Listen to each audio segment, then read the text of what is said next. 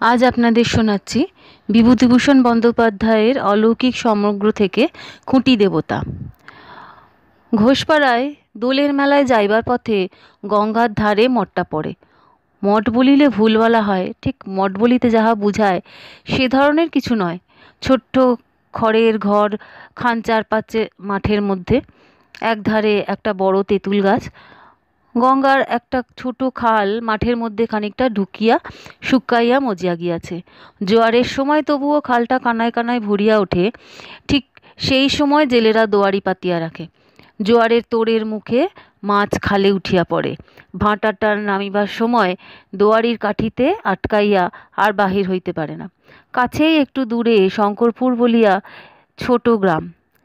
কিছুকাল পূর্বে rail company একটা ব্রাঞ্চ খুলিবার উদ্দেশ্যে খানিকটা জমি সার্ভে করিয়া মাটির কাজ আরম্ভ করিয়াছিলেন। কোনো কারণে লাইন বসানো হয় নাই।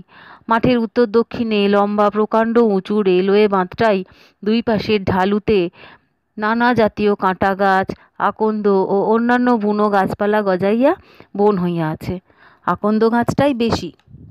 খুঁটি দেবতার অপূর্ব কাহিনী এইখানেই শুনিয়াছিলাম। গল্পটা বলা দরকার। শঙ্করপুর গ্রামের পাশে ছিল হেলেঞ্চা শিবপুর। এখন তাহার কোনো চিহ্ন নাই। বছর 15 পূর্বে গঙ্গায় লাটিয়া গিয়া মাঝগঙ্গার এই বড় চরটা সৃষ্টি করিয়াছিল। পূর্বস্থলীয় চৌধুরী জমিদারদের সহিত এই চরার দখল লইয়া পুরনো প্রজাদের অনেক দাঙ্গা ও মোকদ্দমা হইয়াছিল। শেষ পর্যন্ত প্রজারাই মামলায় যেতে বটে, তো কিন্তু চরটা চিরকালই বালুময় থাকিয়া গেল। আজ 10 বছরের মধ্যে চাষের উপযুক্ত হইল না। পাঞ্জা দখলে আসিলেও চরটা প্রজাদের কোনো উপকারে লাগে না, অনাবাদী অবস্থায় পড়িয়াই থাকে। আজকাল কেহ কেহ তরমুজ কাঁকুর লাগাইতেছে দেখা যায়। এই গ্রামে রাঘব চক্রবর্তী পূজারী ব্রাহ্মণ ছিলেন। রাঘব চক্রবর্তীর কেহ ছিল না। পৈতৃক আমলের খড়ের বাড়িতে একা বাস করিতেন। একাই নদীর ঘাট হইতে জল আনিয়া বনের কাঠ কুড়াইয়া রাধিয়া বাড়িয়া খাইতেন। শক্তিও ছিল খুব। পিতামহের আমলের সেকেলে ভারী পিতলের ঘড়া ভরিয়া 2 বেলা 1 পোয়া পথ দূরবর্তী গঙ্গা হইতে জল আনিতেন। ক্লান্তি বা আলস্য কাহাকে বলে জানিতেন না। রাঘব চক্রবর্তী পয়সা চিনিতেন অত্যন্ত বেশি। বাঁশের চটার পাখা তৈরি করিয়া 20 দরে ডোমেদের কাছে ঘোষপাড়ার দোলে বিক্রি করিতে পাঠাইয়া দিতেন। অবসর সময় ঝুড়ি কুলো ডালা বুনিয়া বিক্রি করিতেন। মাটির প্রতিমা গড়িতে পারিতেন। উলু খড়ের টুপি ফুল ঝাঁটা তৈরি করিতেন। সুন্দর কাপড় রিপু করিতে পারিতেন। এসব তাহার উপরি আয়ের পন্থা ছিল। সংসারে কেহই নাই, না স্ত্রী না ছেলে মেয়ে। কে তাহার পয়সা খাইবে? তবুও রাঘব টাকা জমাইয়া যাইতেন। একটা মাটির ভাঁড়ে টাকা কড়ি রাখিতেন। সপ্তাহে 1 বার বা 2 বার ভাঁড়টি উপুর করিয়া ঢালিয়া সব পয়সাগুলি সযত্নে গুনিতেন। ভাঁড়ের মধ্যে যাহা রাখিতেন পারতপক্ষে তাহা আর বাহির করিতেন না। গ্রামের সবাই বলিত রাঘব চক্রবর্তী বেশ 2 পয়সা গুছিয়া লইয়াছে। একদিন দুপুরে পাক সারিয়া রাঘব আহারে বসিবার উদ্যোগ করিতেছেন, এমন সময় একখানা ছই ঘেরা গরুর গাড়ি আসিয়া তাহার উঠোনে থামিল। গাড়ি হইতে এক 25-26 বছরের যুবক বাহির হইয়া আসিল। রাঘব চিনিলেন তার দুঃসম্পর্কীয় ভাগিনে নন্দলাল। নন্দলাল আসিয়া মামার পায়ের ধুলো লইল। রাঘব বলিলেন, এসো বাবা। ছইয়ের মধ্যে কে? নন্দলাল সলজ্জ মুখে বলিলেন, আপনার বৌমা। ও, তা কোথায় যাবে? ঘোষপাড়ায় দোল দেখতে বুঝি? নন্দলাল অপ্রতিভের সুরে বলিল, আগে না, আপনার আশ্রয়ই আপাতত। মানে বামুনহাটির ঘর বাড়ি তো সব গিয়াছে। গত বছর মাঘ মাসে বিয়ে, তো এতদিন বাপের বাড়িতেই ছিল। সেখান থেকে না আনিলে আর ভালো দেখাচ্ছে না, তাই আজ একেবারে এখানেই। রাঘব বিশেষ সন্তুষ্ট হইলেন না। তিনি চিরকাল একা থাকিয়া আসিয়াছেন, একা থাকিতেই ভালোবাসেন। এই আবার কোথা হইতে উপসর্গ আসিয়া জুটিল, দেখো কাণ্ড। যাহা হোক, আপাতত বিরক্তি চাপিয়া তিনি ভাগনে ও বধূকে নামাইয়া লইবার ও পূব দিকের ভিটার ছোট ঘরখানিতে তাহাদের থাকিবার ব্যবস্থা করিলেন। সন্ধ্যার পর ভাগ্নেয়কে জিজ্ঞাসা করিলেন, এখানে নিয়ে তো এলে, হাতে কিছু আছে টাছে তো? আমার এখানে আবার বড় টানাটানি। ধান অন্যবার যা হয় এবার তার সিকিও পায়নি। যজমানদের অবস্থাও এবার যা। নন্দ এ কথার কিছু সন্তোষজনক জবাব দিতে পারিল না। রাঘব বলিলেন, বৌমার হাতে কিছু নেই? ও কোথায় পাবে? তবে বিয়ের দরুন কিছু গয়না আছে, ওর ওই হাত বাক্সটাতে আছে যা আছে। জায়গা ভালো নয়, গয়নাগুলো বাক্সে রাখাই ভালো আমি বলি, 5 জন টের না পায়। আমি আবার থাকি গাঁয়ের এক কোণে পড়ে। আর এই তো সময় যাচ্ছে, ওগুলো আগে সাবধান করা দরকার। দিন 2 পরে নন্দলাল মামাকে বলিল, আমাকে আজ একবার বেরুতে হচ্ছে মামা, একবার বীজপুর যাব। লোককারখানায় একটা সন্ধান পেয়েছি, একটু দেখে আসি। নন্দলাল ইতিপূর্বেও বীজপুরের কারখানায় কাজ খুঁজিয়াছে, কিন্তু তেমন লেখাপড়া জানে না বলিয়া কাজ জোটাতে পারে নাই। বলিল, লোককারখানায় যদি মুগুর ঠ্যাঙাতে পারি তবে এক্ষুনি কাজ জোটে। ভদ্রলোকের ছেলে তা তো আর পেরে উঠিনে। এই আমার সঙ্গে পাঠশালায় পড়তো মহেন্দ্র, তারা তো যেতে যুগী। সে বাইজনানি করছে, 7.5 টাকা হপ্তা পায়, দিব্যি আছে। কিন্তু তাদেরও সব সয়। আমাকে বলেছিল হেডমিস্ত্রির কাছে নিয়ে যাবে, তা আমার দ্বারা কি আর ওই হাতুড়ি পিটানো চলবে? পরদিন খুব ভোরে নন্দলাল বাটি আসিল। সে রাত্রেই স্টেশনে নামিয়াছিল, কিন্তু অন্ধকারে এতটা পথ আসিতে না পারিয়া সেখানে শুইয়াছিল। শেষ রাত্রের দিকে জ্যোৎস্না উঠিলে রওনা হইয়াছে। নন্দলাল বাড়ি ফিরিয়া দেখিল তখনও মামা ওঠেন নাই। পূব দিকের ভিটার ঘরে স্ত্রীও তখন ঘুমাইতেছে। স্ত্রীকে জাগাইতে গিয়া দেখিল গয়নার বাক্স ঘরের মধ্যে নাই। স্ত্রীকে উঠাইয়া বলিল, গয়নার বাক্স কোথায়? স্ত্রী অবাক হইয়া গেল, বলিল, আহা, ঠাট্টা করা হচ্ছে বুঝি? এই তো শিয়রে এইখানে ছিল, লুকিয়েছ বুঝি? কিছুক্ষণ পরে স্বামী স্ত্রী দুজনেই মাথায় হাত দিয়া বসিল। ঘরের কোথাও বাক্স নাই। খোঁজাখুঁজি অনেক করা হইল। মামাও বিছানা ছাড়িয়া উঠিয়া আসিলেন। চুরির কথা শুনিয়া অবাক হইলেন। নিজে চারিদিকে ছোটাছুটি করিয়া বাক্সের ও চোরের খোঁজ করিতে লাগিলেন। প্রতিবেশীরাও আসিল, থানাতেও গেল খবর, কিছুই হইল না। নন্দলালের স্ত্রীর বয়স 20-21, রং টকটকে ফর্সা, মুখ সুশ্রী, বড় শান্ত ও সরল মেয়েটি। তার বাপের বাড়ির অবস্থা বেশ ভালো, কিন্তু বৃদ্ধ বয়সে তৃতীয় পক্ষে বিবাহ করিয়া তার বাপ পূর্ব 2 পক্ষের সন্ততিদিগকে এখন আর দেখিতে পারেন না। বিবাহের সময় এই গয়নাগুলি তিনি মেয়েকে দিয়াছিলেন, এই হিসেবে দিয়াছিলেন যে গয়নাগুলি লইয়া মেয়ে যেন তার বাপের বাড়ির উপর সকল দাবি দাওয়া ত্যাগ করে। পিতার কর্তব্য এইখানেই তিনি শেষ করিলেন। নন্দলালের অবস্থা কোনো কালেই ভালো নয়। বিবাহের পর যেন তাহা আরও খারাপ হইয়া পড়িল। এই গহনা কয়খানি দাঁড়াইল সংসারের একমাত্র সম্বল। গহনাগুলির ওপর নন্দলাল 2 ঝোঁক দিয়াছিল, একবার পাটের ব্যবসা ফাঁদিতে, আর একবার মুদির দোকান খুলিতে শিমুর আলীর বাজারে। কিন্তু নন্দলালই শেষ পর্যন্ত কি ভাবিয়া 2 বারই পিছাইয়া যায়। বউও বলিয়াছিল, দেখো, এই তো পুঁজিপাটা, আর তো কিছু নাই। যখন আর কোনো উপায় থাকবে না তখন ওতে হাত দিও, এখন থাক। গয়নার বাক্স চুরি যাওয়ার দিন 5-7 পরে একদিন নন্দলাল ভোরে উঠিয়া দেখিল স্ত্রী বিছানায় নাই। বাহিরে আসিয়া দেখিল বউ পাশের ছাই গাদা ঘাঁটিয়া কি দেখিতেছে। স্বামীকে দেখিয়া কেমন এক ধরনের হাসিয়া বলিল, ওগো, এসো না গো, একটু খোঁজো না এর মধ্যে, তুমি উত্তর দিকটা থেকে দেখো। নন্দলাল সস্নেহে স্ত্রীকে ধরিয়া দাওয়ায় আনিয়া বসাইল। পাতকুয়ার ঠান্ডা জল দিয়া স্নান করাইয়া দিল, নানা রকমে বুঝাইল। কিন্তু সেই যে বউটির মস্তিষ্ক বিকৃতির শুরু হইল, এ আর কিছুতেই সারানো গেল না। পাছে স্বামী বা কেউ টের পায়, এই ভয়ে যখন কেউ কোনো দিকে না থাকে তখন চুপি চুপি ছাই গাদা হাতড়াইয়া খুঁজিয়া কি দেখিতে থাকে।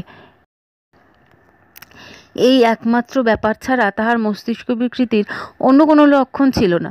অন্যদিকে সে যেমন গৃহকর্ম নিপুণা, সেবাপরায়ণা, কর্মিষ্ঠা গৃহস্থ বধূ তেমনই রহিল।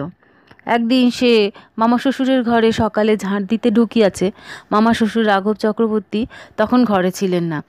ঘরের এক কোণ পরিষ্কার করিবার সময় সে একখানা কাগজ সেখানে কুড়াইয়া পাইল। কে যেন দলা পাকাইয়া কাগজখানাকে কোণটাতে ফেলিয়া রাখিয়াছিল। কাগজখানা দেখিয়া সে অবাক হইয়া গেল। এ যে তার গয়নার বাক্সের তলায় পাতা ছিল, পাতলা বেগুনি রঙের কাগজ। স্যাঁকড়ারা যে কাগজে নতুন তৈরি সোনার গহনা জড়াইয়া দেয়, এই কাগজখানাও সেইভাবেই পাওয়া, স্যাঁকড়ার দোকান হইতে আসিয়াছিল। সেই হইতে তাহার গয়নার বাক্সর তলায় পাতা থাকিত, সেই কোণ ছেঁড়া বেগুনি রঙের পাতলা কাগজখানি।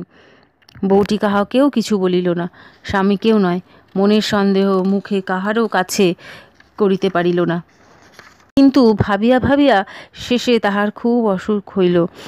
এই অবস্থায় ঘরে একা বিছানায় শুইয়া তক্তপোষের একটা বাঁশের খুঁটিকে সম্বোধন করিয়া সে বারবার বলিত, ওগো খুঁটি, আমি তোমার কাছে দরখাস্ত করছি, তুমি এর একটা উপায় করে দাও। পায়ে পড়ি তোমার, একটা উপায় তোমায় করতেই হবে।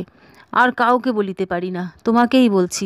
বাঁশের খুঁটিটা ছাড়া তার প্রাণের এ আগ্রহ ভরা কাতর আকুতি আর কেহই শুনিত না। রাত্রে দিনে নির্জনে খুঁটিটার কাছে এ আবেদন সে করিত। কি বুঝিয়া করিত সেই জানে। তাহাদের বাড়ির সামনে প্রকাণ্ড মাঠ, গঙ্গার কিনারা পর্যন্ত সবুজ ঘাসে ভরা। তারপরে খাড়া পাড় নামিয়া গিয়া জল ছুঁইয়াছে। জল সেখানে অগভীর, চওড়াতেও 10-12 হাত মাত্র। পরেই গঙ্গার বড় চরটা। সারা বছরেই চড়ায় জলচর পক্ষীর ঝাঁক চড়িয়া বেড়ায়। চড়ার বাহিরের গভীর বড় গঙ্গার দিকে না গিয়া তারা গঙ্গার এই ছোট অপরিসর অংশটা ঘেঁষিয়া থাকে। কণ্টিকারির বনে চড়ার বালি প্রায় ঢাকিয়া ফেলিয়াছে। 12 মাস বেগুনি ফুল ফুটিয়া নির্জন বালির চড়া আলো করিয়া রাখে। মাঠে কোনো গাছপালা নেই, ছেলেদের ফুটবল খেলার মাঠের মতো সমতল ও তৃণাবৃত। দক্ষিণে ও বাঁয়ে একদিকে বড় রেলমাঠটা, অন্যদিকে দূরবর্তী গ্রামসীমার বনরেখার কোল পর্যন্ত বিস্তৃত। 2-1 সারি তাল গাছ এখানে ওখানে ছাড়া এই বড় মাঠটাতে অন্য কোনো গাছ চোখে পড়ে না কোনো দিকে। এই বিশাল মাঠে প্রতিদিন সকাল হয়, সূর্য মাঝ আকাশে দুপুরে আগুন ছড়ায়, বেলা ঢলিয়া বৈকাল নামিয়া আসে। গোধূলিতে পশ্চিম দিক কত কী রঙে রঞ্জিত হয়, চাঁদ ওঠে। সারা মাঠ, চড়া, রেলওয়ে বাঁধ, ওপাশের বড় গঙ্গাটা জ্যোৎস্নায় প্লাবিত হইয়া যায়। কিন্তু কখনো কোনো কালে রাঘব চক্রবর্তী বা তার প্রতিবেশীরা এই সুন্দর পল্লী প্রান্তরের প্রকৃতির লীলার মধ্যে কোনো দেবতার পূর্ণ আবির্ভাব কল্পনা করেন নাই, প্রয়োজনও বোধ করেন নাই। সেখানে আজ সর্বপ্রথম এই নিরক্ষরা বিকৃত মস্তিষ্কা গ্রাম্যবধূটি বৈদিক যুগের মন্ত্রদ্রষ্টা বিদুষীর মতন মনে প্রাণে ক্ষতি দেবতার আহ্বান করিল। আমি এই মাঠেই বৈকালে দাঁড়াইয়া কথাটা ভাবিতেছিলাম।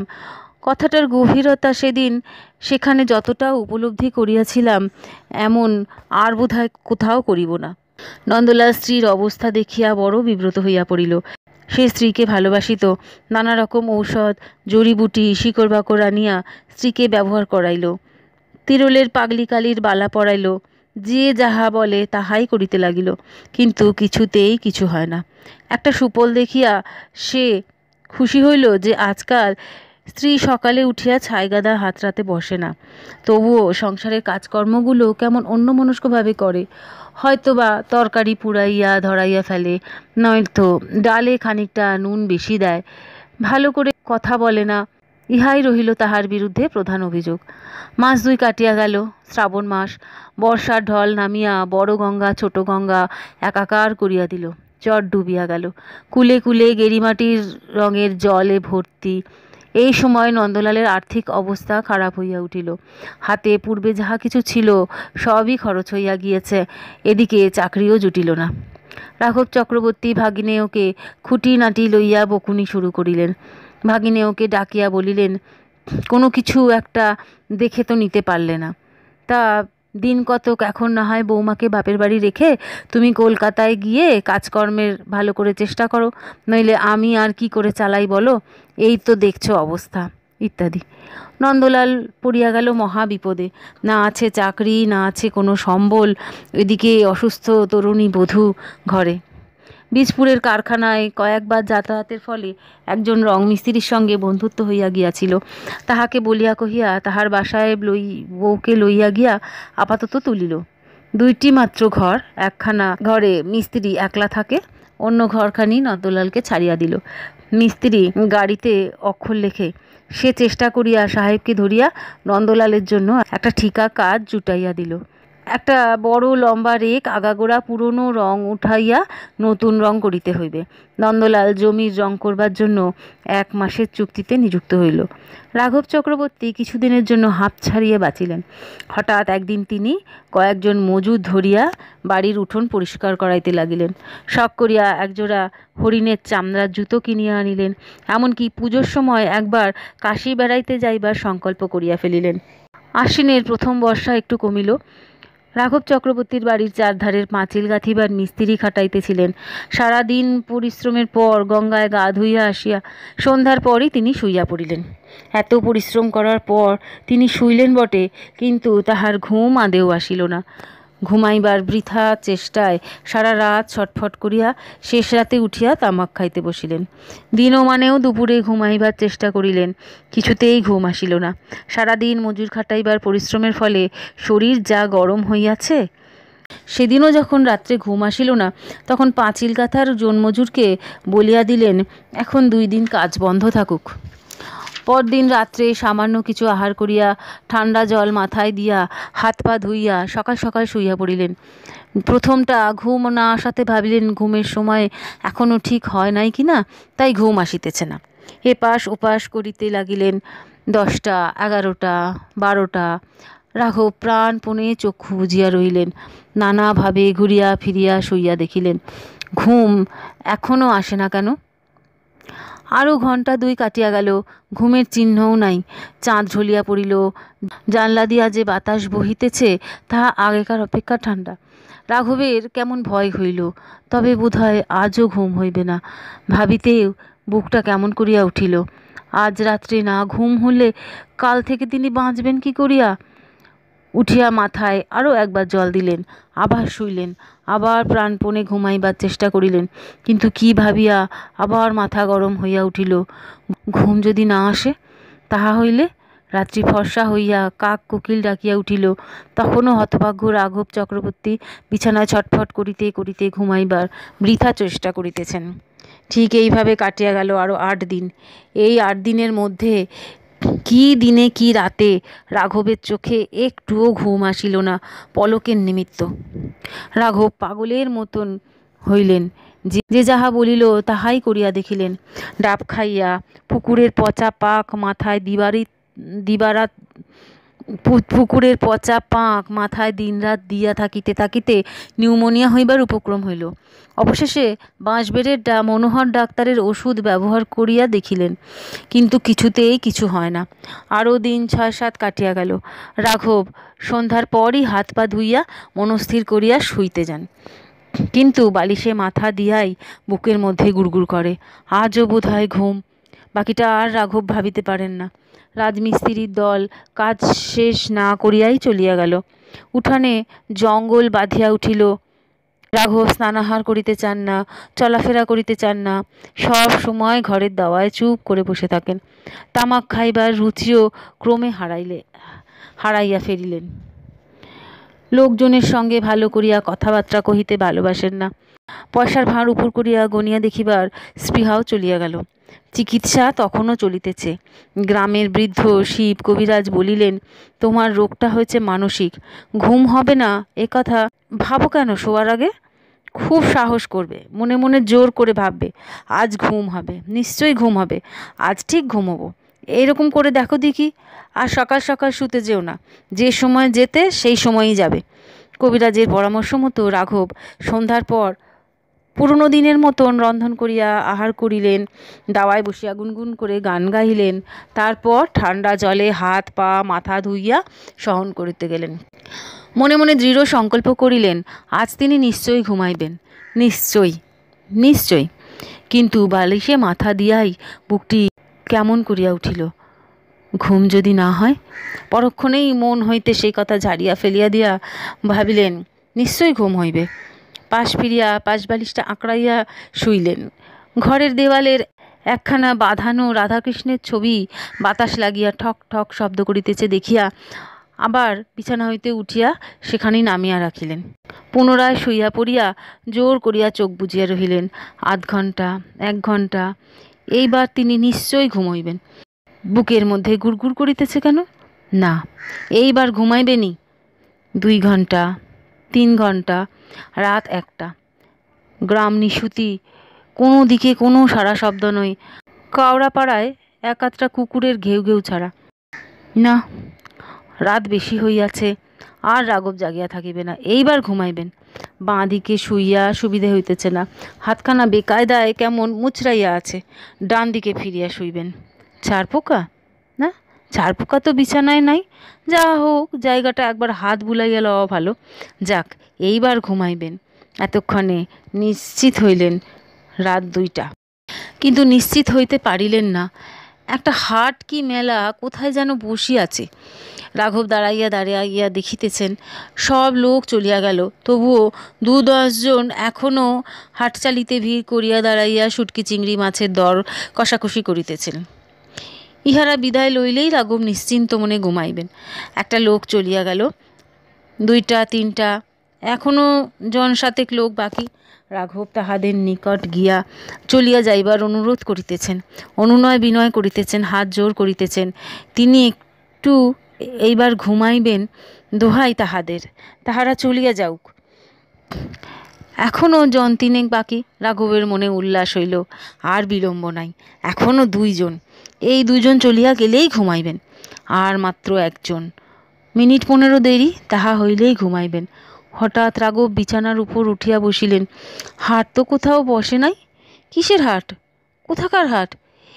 এইসব কি আবোল তাবোল ভাবিতেছেন তিনি। ঘুম তাহা হইলে বোধ হয়। রাঘব কথাটা ভাবিতেও সাহস করিলেন না। কত রাত? ওটা কিসের শব্দ?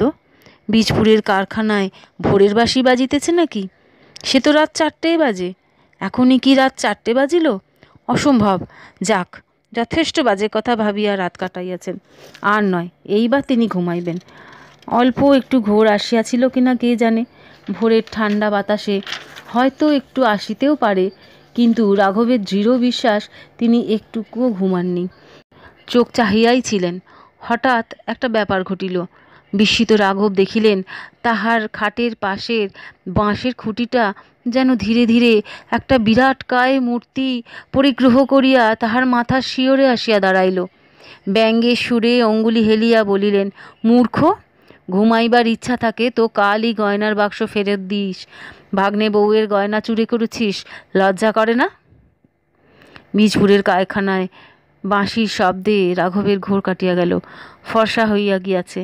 রাঘবের বুক ধরফর করিতেছে, চোখ জ্বালা করিতেছে, মাথা যেন বোঝা, শরীর ভাঙিয়া পড়িতেছে। না, তিনি একটুও ঘুমান নাই। এতটুকু না, বাঁশের খুঁটি টুটি কিচ্ছু না, ওসব মাথা গরমের দরুন। কিন্তু ঠিক একই স্বপ্ন রাঘব পর পর 2 দিন দেখিলেন, ঠিক একই সময়ে, ভোর রাতে, বীজপুরের কারখানার বাঁশি বাজবার পূর্বে।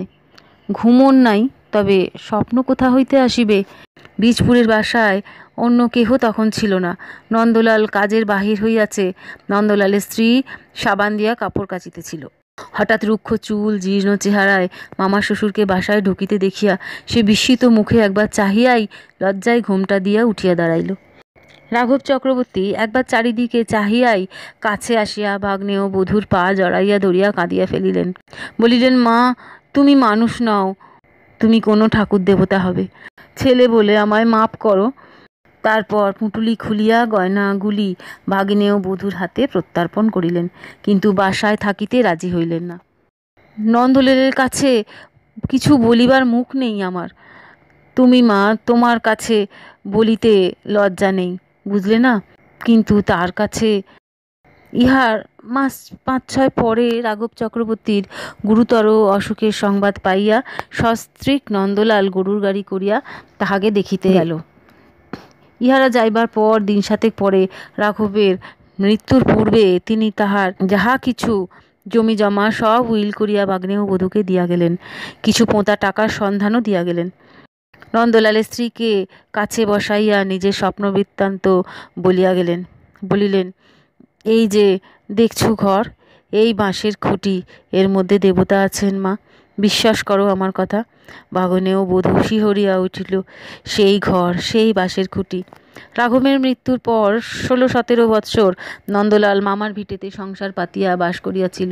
বধূটি ছেলে মেয়েদের মা হইয়া সচ্ছল ঘরকন্যার গৃহিণীপনা করিতে করিতে প্রথম জীবনের দুঃখ কষ্টের কথা ভুলিয়া গিয়াছিল এবং সঙ্গে সঙ্গে খুঁটি দেবতার কথাও ভুলিয়াছিল।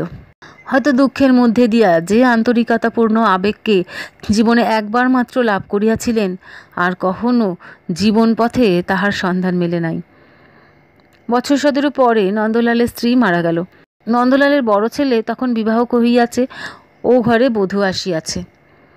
বিবাহের বৎসর চারেকের মধ্যে এই বউটি দুরন্ত ক্যান্সার রোগে আক্রান্ত হইয়া পড়িল। ক্যান্সার হইল জিহ্বায়, ক্ষত ক্রমে গভীর হইতে লাগিল। কত রকম চিকিৎসা করা হইল, কিছুতে উপকার দেখা গেল না। সে শুইয়া শুইয়া যন্ত্রণায় চটপট করিত, ইদানিং কথা পর্যন্ত কহিতে পারিত না।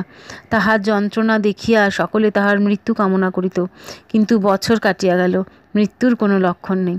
অথচ নিজে যন্ত্রণা পাইয়া আর 5 জনকে যন্ত্রণা দিয়ে সে জীবনমৃত অবস্থায় বাঁচিয়া রহিল। বউটি শাশুড়ির কাছে খুঁটি দেবতার গল্প শোনেও নাই, জানিতও না। একদিন সে সারা রাত রোগের যন্ত্রণায় ছটফট করিতেছিল। শ্রাবণ মাস, শেষ রাতের দিকে ভয়ানক বৃষ্টি নামিল, ঠান্ডাও খুব, বাহিরে জোর বাতাসও বহিতেছিল। মাথায় শিওরে একটি কাঁসার ছোট ঘটিতে জল ছিল।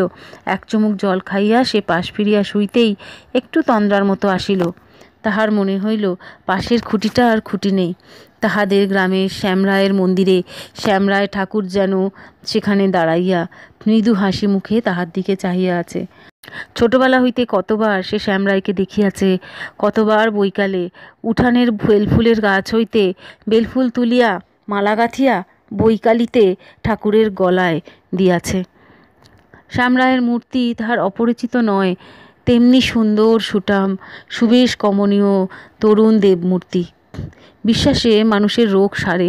হয়তো বধূটিরও তাহাই ঘটিয়াছিল, হয়তো সবটাই তার মনের কল্পনা। রাঘব চক্রবর্তী যে বিরাটকার পুরুষ দেখিয়াছিলেন, সেও তাহার অনিদ্রাপ্রসূত অনুতাপবিদ্ধ মনের সৃষ্টিমাত্র।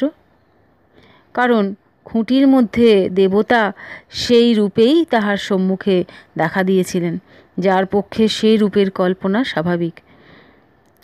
সত্য মিথ্যা জানি না, কিন্তু খুঁটি দেবতা সেই হইতেই এই অঞ্চলে প্রসিদ্ধ হইয়া আছেন।